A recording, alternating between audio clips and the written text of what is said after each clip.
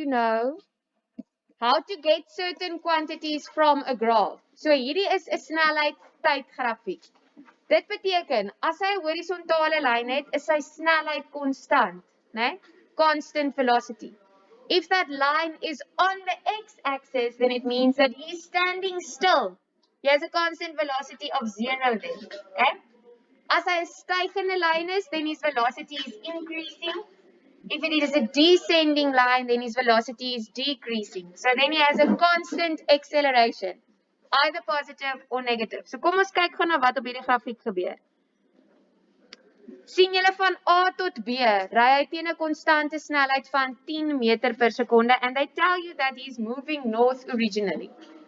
So he moves at a constant velocity of 10 meters per second from A to B in a northern direction. Dan versnel hy van B tot C, sien julle sy snelheid neem toe. He has a constant positive acceleration also in a northern direction. Constant positive. Then from C to D, he is slowing down in a northern direction. So the karretjie is still moving in a northern direction, but his velocity is decreasing as each second goes by. Wat gebeur by D? He's standing still. Even if it's just for a split second, he is standing still. Whenever a line touches or crosses the 0, the x-axis, and it's a velocity time graph, then it means for that split second, his velocity is 0. So he's standing still. Okay? En dan van D tot E, versnel hy in die noordelike rigting. He has a constant acceleration, suidelike rigting. And then from E to F, he drives at a constant velocity in a southern direction. Sien julle dit? You have to be able to interpret the graph like that. We're going to answer the questions now. Volgende ding wat julle moet weet van 'n snelheidtydgrafiek is wat gee die gradient vir ons? What does the gradient give us? Gradient of a velocity time graph gives you the acceleration, né? Wat gee die area onder die grafiek vir ons? Either the displacement or the distance, depending on whether you are saying, I'm going to take this area and add that area. If you add them together, then you're working with the distance. Dan kry ons die afstand, want ons gee nie om dat daai donker groen stuk in die teenoorgestelde rigting was nie. So dis afstand, hy het nie 'n rigting by nie. Okay, that's the one way. Or if I'm looking for displacement, then you take the light green part and you subtract the dark green part, because now he's moving in the opposite direction, so dan word die verplasing mos weer kleiner, né? Hy het 'n sekere afstand gery, so sy verplasing groot, toe draai hy om, toe ry hy in die teenoorgestelde rigting, dan word die verplasing mos weer kleiner. Okay. Goed. So, let's answer the questions. Hulle sê vir jou beskryf die beweging van die motor vir tydinterval AB. When I ask you to describe, take everything into account. What is his velocity from A to B? Hy ry teen 'n konstante snelheid.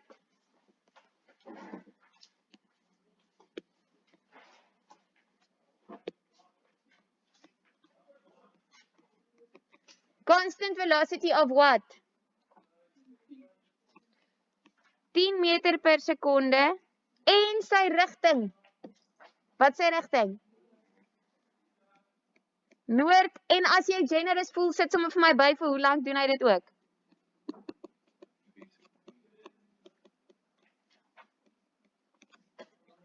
Okay. Constant velocity of 10 meters per second north for 4 seconds. Geef my soveel inligting soos wat jy kan van daai. If it looked like this. Gits. Sien die oomblik as die rekenaar besef vir mense is haastig, dan gaan hy net al stadiger. Okay. Sê nou maar daai was dieselfde ding, A tot B. How can we describe that motion? He accelerates from rest. Sien julle? Hy versnel uit rus tot by 10 meter per sekonde. at a constant acceleration. Do you see that's a constant acceleration? So give me as much information as you can. You can give the direction as well. So hierdie ene versnel uit rus, want hy begin by 0. Stem julle saam?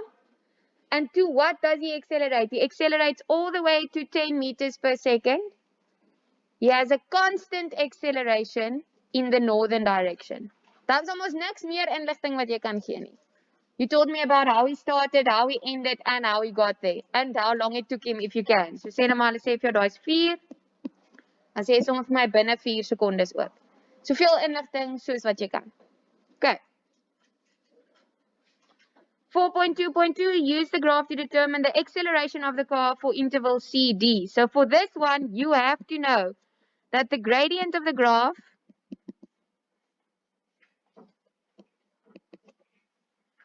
from C to D gives you the acceleration.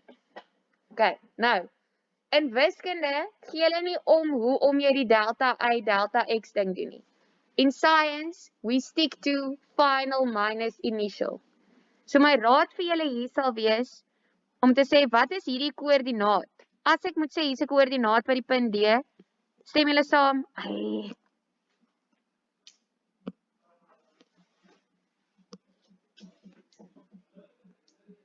Stem julle saam, die punt D lê by 11 en 0.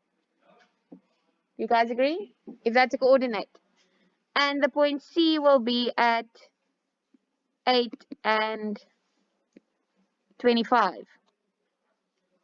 Nee? Daai stukkie wat daar geskryf is, die 4.2.2, nee? Wat ek geskryf het van die gradiënt, wat nou? Dis 'n 9, nee? Dis hoekom julle almal so lyk.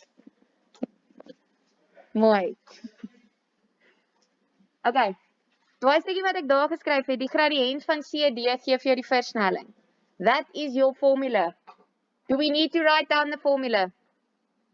Ja, altyd. Jy moet vir my sê jy weet die gradiënt gee vir jou die versnelling en dat die area onder die grafiek vir jou die afstand of die verplaatsing gee. You need to write that down. That's your formula, mark. Okay, now we carry on. So the gradient we can write as CD, right? Ag as M. And we know it's delta Y over delta X. But like I said, always use final minus initial. So wat is die finale I-waarde in hierdie geval? We're working from C to D. So do you guys agree that it ends at D? Nee? So dit gaan wees 0 minus 25 op 11 minus 9. Final minus initial. Delta Y over delta X.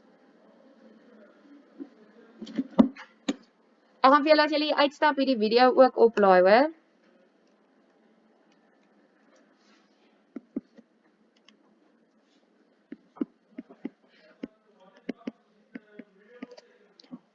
Mag ek hom so los? You're not allowed to leave your answer with a negative value, so we say that means this is 12,5 meters per second squared. In which direction? Suid, want in hierdie geval het hulle vir jou gesê, die kar beweeg oorspronklik noord.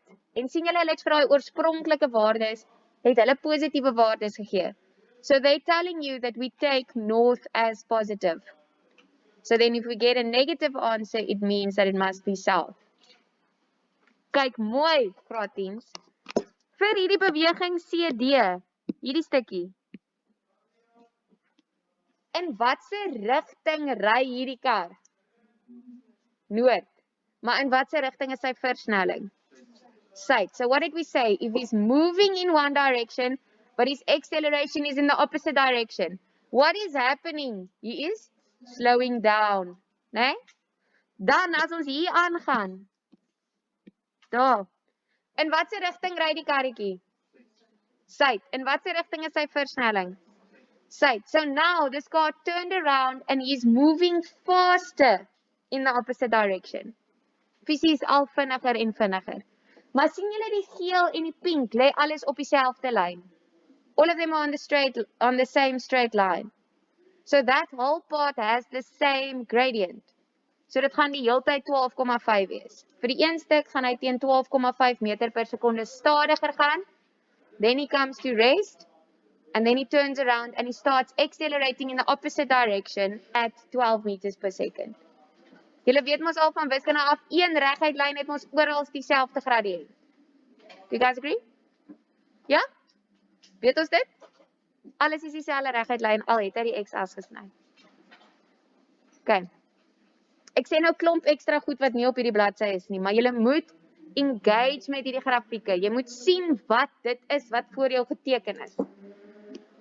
Okay, use the graph to determine the displacement of the car for the first 9 seconds. Met ander woorde, ons gaan net bepaal, nou moet ek nog 'n kleur kry.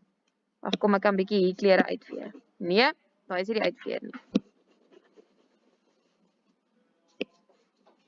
I am just determining the area under the graph for that part. Nou moet jy dit vir jouself so maklik as moontlik maak. Sien julle, ek kan daai gedeelte opbreek in 'n reghoek wat so loop. Plus, daai stukkie driehoek. Né? Do you guys see that? How do we get the area of a rectangle? Lengte maal breedte, né? So that's easy. How do we get the area of a triangle? Half basis maal hoogte. En sien julle, hierdie is van 4 tot 9, so daai stukkie gaan wees 5. En daai sy gaan wees van 10 tot 25, so hy gaan wees 15. Ek gaan nou met daai hoogte is die 25 nie, want 10 van hulle is mos deel van die reghoek onder. Okay. Once again, you have to write down your formula. Your formula is displacement is equal to the area.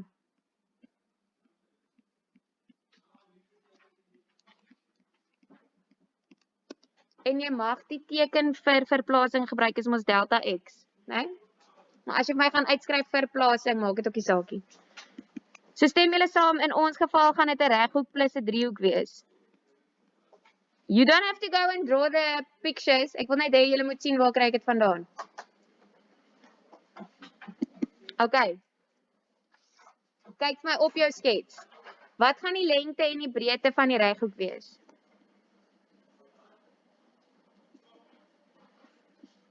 Hoe lank is die onderste sy?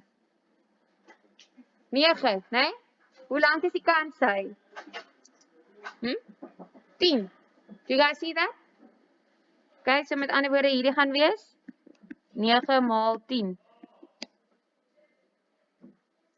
Do you guys see on the x-axis, 9 seconds have passed. On the y-axis, we're working from 0 to 10.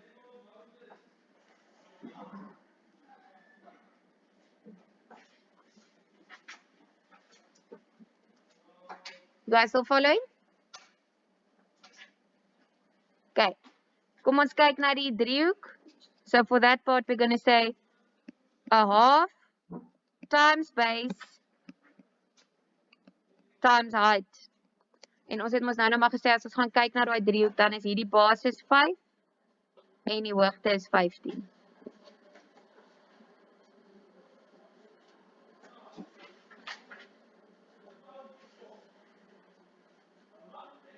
And that's it. Nou werk jy dit net uit en jy tik dit in. Kom nou.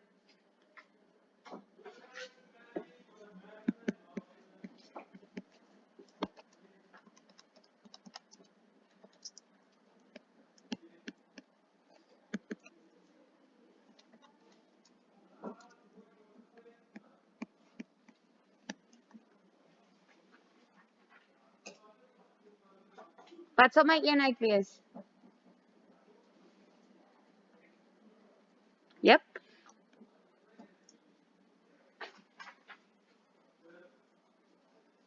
What else? Hy kort die rigting, nee, want dit is verplasing en verplasing het altyd 'n rigting by. So wat is sy rigting? Mooi. Okay. Grade 10s, look at me.